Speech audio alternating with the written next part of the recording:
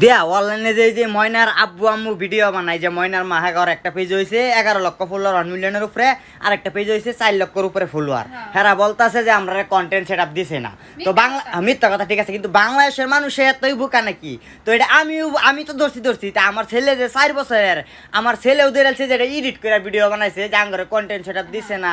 ময়নার মা মানে আজকে 300 টাকার কাম করছি, এমন ভাব লয়। তো বুঝছো ভাই, এরা মানে এমন মানুষের মানে আবেগ কাজে লাগাই করতেছে, বুঝছো ভাই। আবেগ, হ্যাঁ। আর বিল্ডিং ঘর থেয়া মানে ভাঙ্গা ভঙ্গা একটা করে যে ভিডিও বানায় মিথ্যা কথা কয়, কিন্তু তাগর কিন্তু বিল্ডিং ঘর আসলেই আছে। আর আম করতে মানে বাংলাদেশে সবার থেকে হেরা বেশি ডলার ইনকাম করে। তো ইয়ার বলতে থরসাবিল্লাহ তো 1 মাসে 44 লক্ষ টাকা ইনকাম করছে।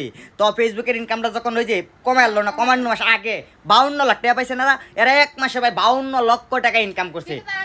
কিন্তু তারা মিথ্যা কথা বলে যে মানুষের দুই সমস্যা করে। আর সেই দিন একটা ভিডিও বানাইলো যে দেখেন আঙ্গর এত বড় পেজে মনিটাইজ নাই, আপনারা বিশ্বাস করেন না। তো আমরা যে বিশ্বাস করি না, মানুষে দেখলাম অনেকে দেখছি, আবার অনেকে বুঝছে।